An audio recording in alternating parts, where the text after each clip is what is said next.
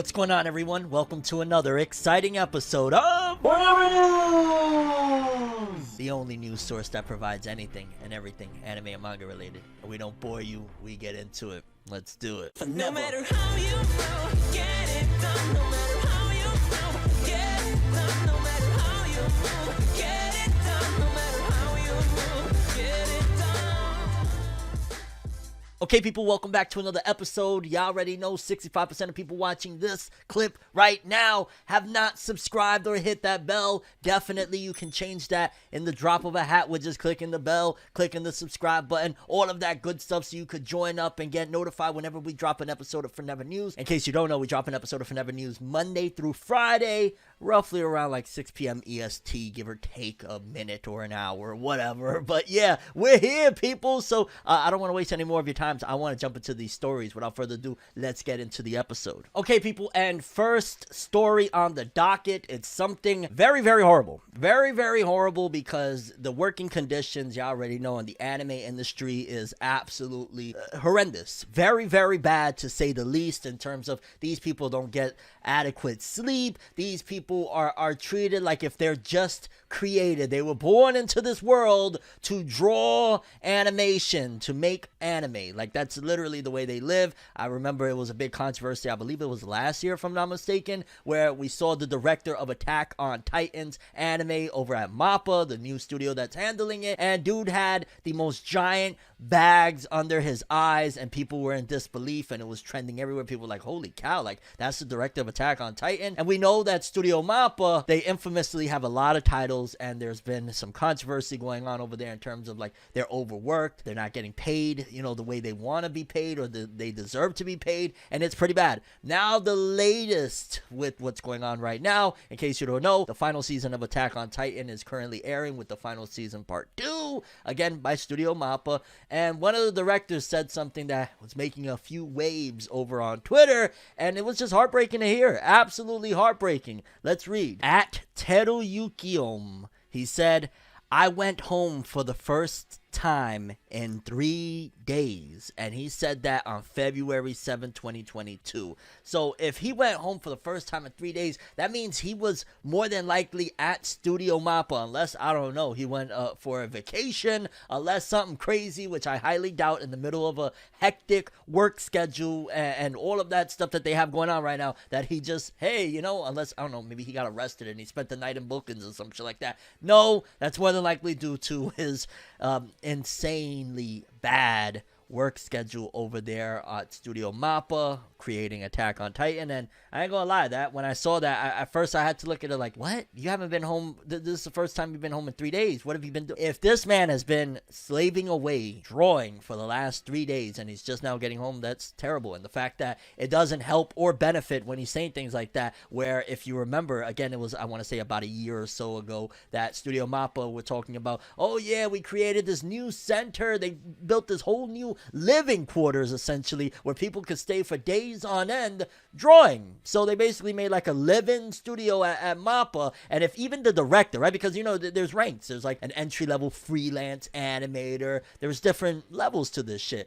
Ultimately, if a director is putting to the point of he's taking 3 days to get home, that is horrible. Like, the working conditions over in the anime industry might be even worse than we thought if this is occurring. I mean, again, we've seen the pictures of what dude look like with the bags under his eyes. I don't know, man. And where do the consumers come in, right? Because we love anime so much. A lot of people, they forget that there's people that, you know, real life people that bleed, sweat, and cry over all this shit. Blood, sweat, and tears. You know what I'm saying? That people won't even go out and, like, you know, let's just say there should be a protest. There should be something going on to help these people. Because, again, that's unacceptable. You're working for 3 days straight on Attack on Titan, and then on top of that, I can only imagine what their mindsets must be like. I'm killing myself to make this, and then there's going to be the dude that's going to come out and say this is trash, or they ruined what Studio Wit did. So you imagine what the mental health status of these people is going to be. Things need to change. People are going to crash and burn, and eventually that Studio Mappa quality, that, you know, high-budgeted jazz that they give us, is going to start deteriorating. Because when you don't got the talent, when you don't got the experienced people anymore because they're dying or they're walking away from the industry because they can't do it anymore, then what? Then everybody's going to suffer regardless. So I think Studio Mappa and all of the anime studios that do things like that need a reality check and need to take care of their staff ASAP before it gets worse, because that's not good. That's a class action lawsuit. But yeah, I just absolutely had to address this. The director of Attack on Titan talking about he ain't been home in 3 days. What is going on over there in Japan? Studio Mappa, I don't care how great your anime is. At the cost of human life, is not freaking worth it. So y'all need to get it together and stop treating these people this way. I mean, for the love of God. 3 days? Let's move on before this goes from me giving you the news to me ranting. Okay, people, next up, we got updates on the final chapter of Fire Force. I want to say it was about a week or so ago now at this particular point that they were talking about, boom, Fire Force has 2 chapters left. Now we're getting updates on the final chapter. It says here, the final chapter of Fire Force by Atsushi Okubo will have 33 pages, including 13 color pages. That's pretty freaking awesome. The manga will also get one of those rare manga covers of Weekly Manga Magazine issue 13 on February 23rd for its finale, and the current lineup of Weekly Shonen Magazine artists will offer tribute illustrations as well, you know, as one final farewell to Fire Force. And that's crazy, a chapter left. Like, it was just the other day I was going to report and I was like, I'll get to it eventually, that there's 2 chapters left. We're at the final chapter stage of Fire Force. Wow. And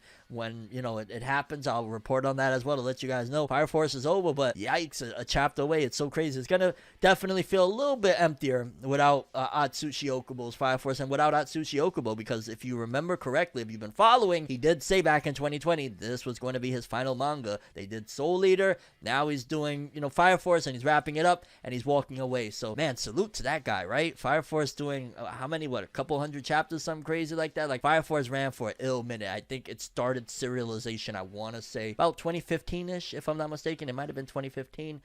That's a long run. That's a long run. It had a couple of seasons. It probably maybe might get one more. Hopefully, I hope they wrap that shit up with the anime, man. Don't leave it on suspended animation. But yeah, people, final chapter of Fire Force, again, 33 pages, including 13 color pages, the final hurrah, which I'm also hearing something very interesting. I have no idea, so I'm not trying to spoil anything, but I'm hearing there's potential that Fire Force could actually be connected canonically to Soul Eater. Like, it could be a prequel of some sorts, if I'm not mistaken. I'm hearing rumblings of that, and if that's the case, that's really freaking awesome, and I love to see it, and that's kind of dope as well. Atsushi Okubo combining both of his universes together and then walking away like, yo, dog, this is what I created. I put this together. This is what I spent my last 20, 30 years making. Y'all have fun with it. I did what I needed to do. So if that's the case, that's dope too. But shout outs to Fire Force, man. It's been a hell of a ride. It's been a hot ride, right? Fire Force.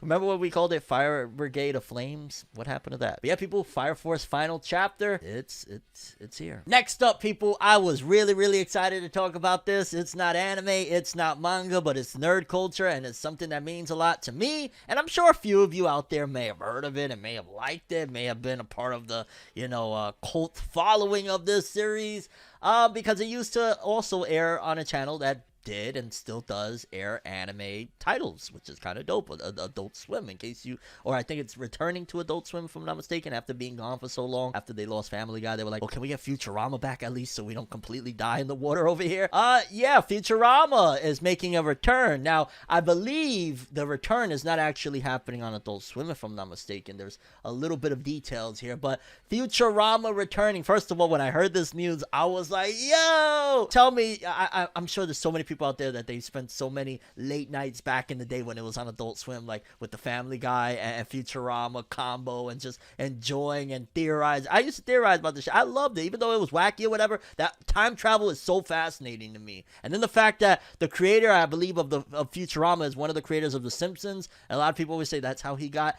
the Simpsons everything right with it, or all the stuff that's right is because he's actually Fry. Like, I love all of that shit. I think that's so cool. But yeah, we got a return. The first thing that I read personally here was, it was over on Twitter on The Hollywood Reporter, that Futurama has been revived for a 20-episode run on Hulu, and the original creators will return along with voice actors Billy West, Katie Siegel, and more. But let's get into the nitty-gritty so we can get all the details, and this is courtesy of Variety. Shoutouts to them. Futurama revival ordered at Hulu with multiple original cast members returning. They better have John DiMaggio. You don't got John DiMaggio, you don't got nothing.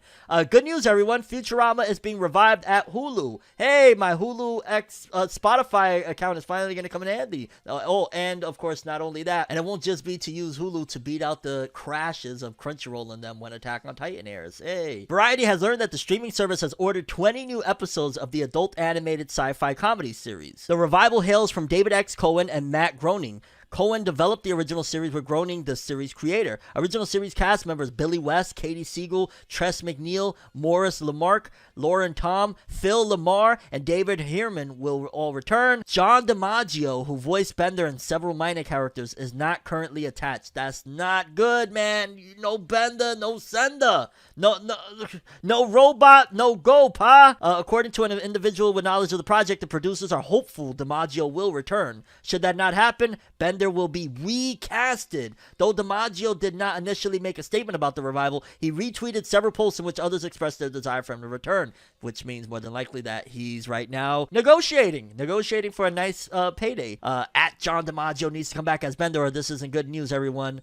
While another simply said, come on, pay the man. Yeah, we know it's money. Later Wednesday afternoon, DiMaggio did provide an update through his Twitter, thanking fans for their concerns and promising to keep people posted on his potential involvement with the project. Production will begin this month with an eye towards a 2023 premiere. I'm thrilled to have another chance to think about the future, or really anything other than the present, said Cohen. It's a true honor to announce the triumphant return of Futurama one more time before we get canceled abruptly again. Yeah. And of course, if you don't know about Futurama focuses on the life of Philip Fry West, a 25-year-old pizza delivery boy who accidentally freezes himself on December 31st, 1999, and wakes up 1,000 years later with a fresh start at life and a new group of friends, including Leela, a tough but lovely one-eyed mutant, and Bender, a robot who is fond of drinking excessively, smoking cigars, and stealing anything not nailed down. My corner robot lad. No. This marks the second time the show's been brought back since it's originally launched in 1999. After its initial 4-season run on Fox, reruns of the show found new life as part of the Adult Swim lineup on Cartoon Network and on DVD. 4 direct-to-video films were then produced, which were later re-edited into a 5th season that aired on Comedy Central starting in 2008. Comedy Central would go on to air 2 more seasons consisting of 26 episodes each between 2010 and 2013. The show developed a strong cult following over the years and was also met with critical success. It was nominated for 14 Emmy Awards in total, winning 6. Futurama was that thing, dog, and I'm so freaking happy to say it's returning. Hulu, y'all doing God's work, but John DiMaggio better be there. Or I don't know what's gonna happen, people. But yeah, Futurama returning 20 episodes, Hulu.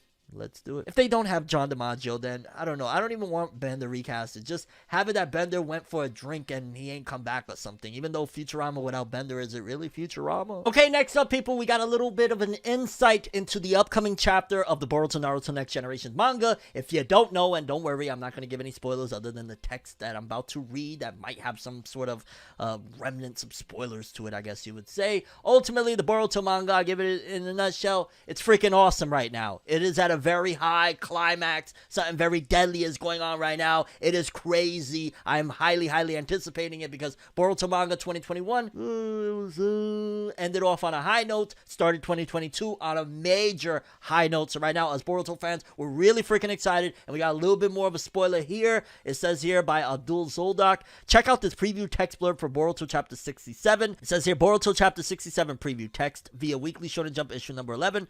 Boruto and Kawaki, whose fate have been turned upside down by karma. The fierce battle over karma has reached a new stage. What lies ahead? And I'll be honest with you, that isn't the most giving insight. I thought this was going to be a little bit more than that, since again, Boruto Kawaki, whose fates have been turned upside down by karma. Yeah, in a major way they've been turned upside down, and the fierce battle over karma has reached a new stage. What lies ahead? Well, spoilers. I gotta talk about spoilers just for like the next, I don't know, not even 60 seconds. I gotta say that 3, 2, 1, we're gonna say the spoiler. You ready? I'm giving you time. If you're listening to this on the full FORNEVERNEWS episode, wherever you're at, you got time.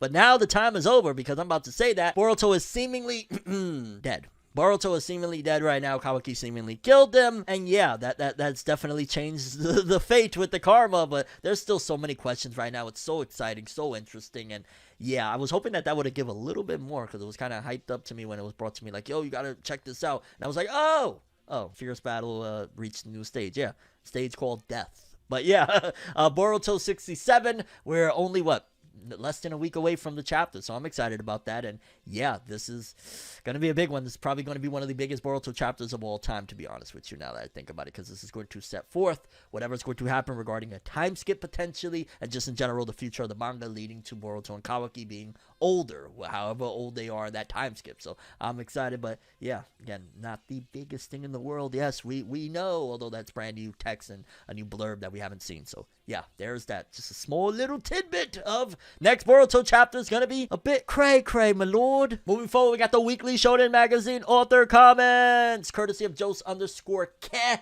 as well as I want to say WSS Talk Back. Shout outs to the guys, always bringing the goods.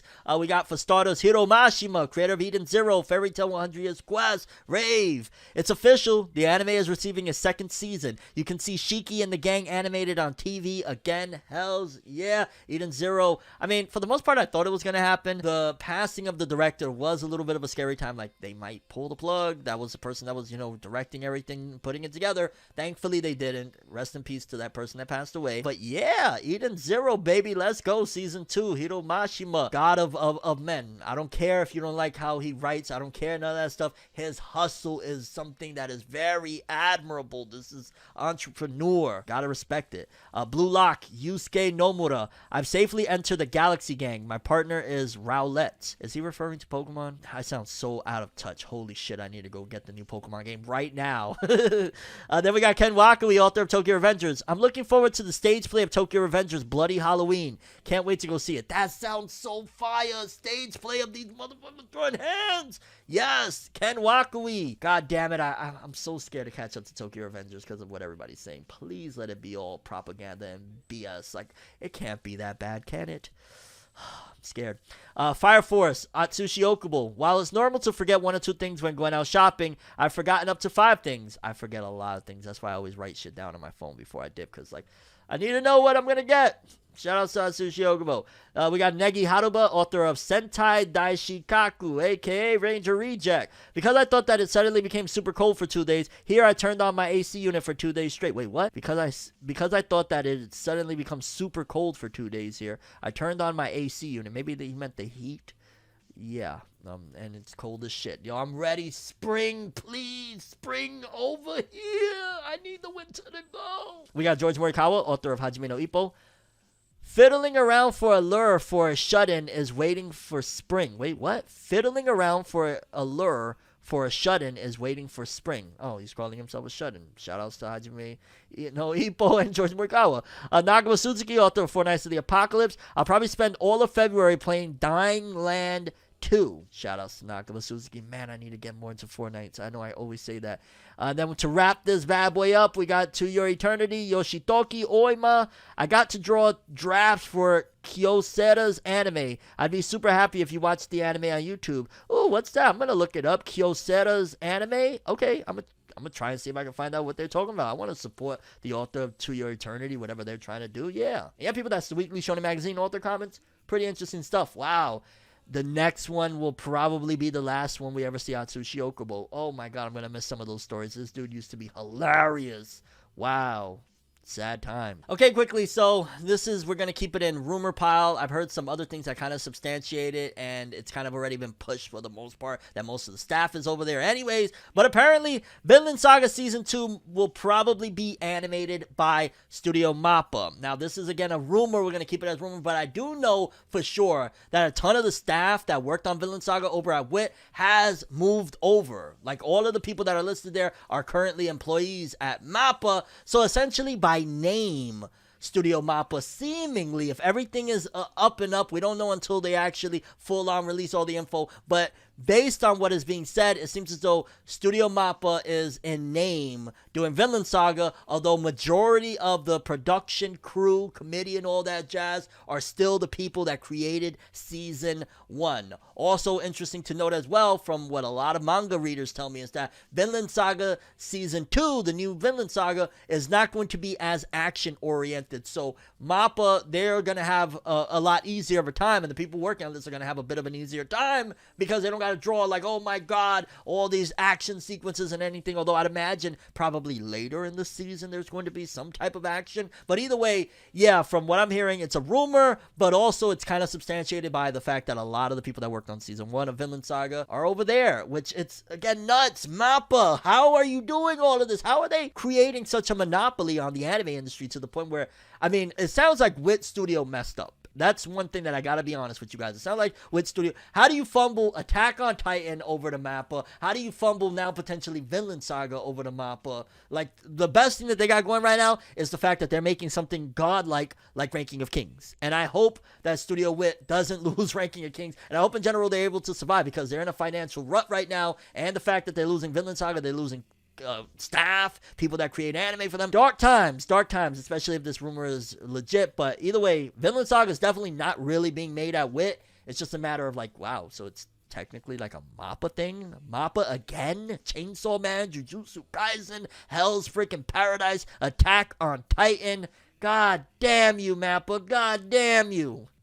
But we gotta wait and see. Either way, Vinland Saga, yeah, it's going to be an interesting production. I just hope that this doesn't mess it all up, right? Like, I think we're in a different time now, and Mappa has shown and validated that you can switch studios and still put out a quality product. Attack on Titan, prime example of that. There's other ones like, Seven Deadly Sins that get us a little wary, but we're not going to... No. Vinland Saga's not going to turn out like Seven Deadly Sins. We're not even going to put that in the air. Okay, people, and lastly, I wanted to give an update on the upcoming The Batman film, where I want to say, less than a month away or about a month away from the movie. And yeah, we got a little bit of an update on The Batman by Robert Pattinson, and it says here, The Batman is a true detective story, equal parts intense and sad, Robert Pattinson says. Fans buckle up because it sounds like The Batman is going to be one intense emotional ride. In a profile for GQ published on Tuesday, star Robert Pattinson pulled back the curtain for Matt Reeves' highly anticipated installment in the Warner Bros. DC superhero franchise. The film, due out in early March, wastes no time gripping viewers, says the actor. I watched the rough cut of the movie by myself, and the first shot is so jarring from any other Batman movie that it's just kind of a totally different pace. Pattinson told GQ, it was what Matt was saying from the first meeting I had with him. I want to do a 70s noir detective story like The Conversation, and I kind of assumed that meant the mood board or something, the look of it, but from the first shot it's, oh, this actually is a detective story. Pattinson's Bruce Wayne will be different from other big screen incarnations of the by-day billionaire playboy, the actor explained, saying he's kind of a weirdo as Bruce and a weirdo as Batman, and I kept thinking there's a more nihilistic slant to it, because normally in all the other movies, Bruce goes away, trains, and returns to Gotham believing in himself, thinking, I'm going to change things here. But in this, it's sort of implied that he's had a bit of a breakdown. That is interesting. The Batman will feature Gotham in the grips of hell, overrun with crime and despair. That's Gotham.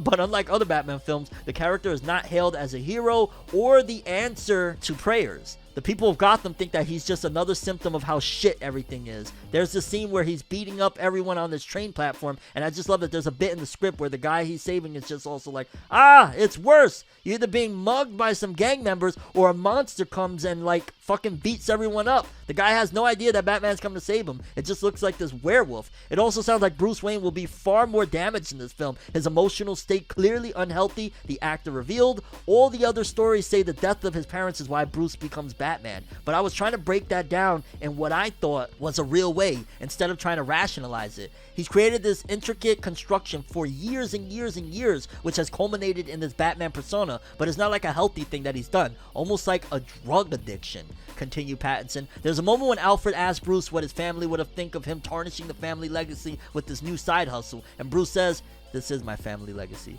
If I don't do this, then there's nothing else for me. I always read that as not like there's nothing else, like I don't have a purpose, but like I'm checking out, and I think that makes it a lot sadder. Like it's a sad movie. It's kind of about him trying to find some element of hope in himself and not just the city. Oh my God, Robert Pattinson, you an actor for real, because you really getting me into this. If nothing else sold me about this film, I swear to God, this interview is selling me. Normally, Bruce never questions his own ability. He questions the city's ability to change, but I mean, it's kind of such an insane thing to do. The only way I can live is to dress up as a bat. That is wild, yo.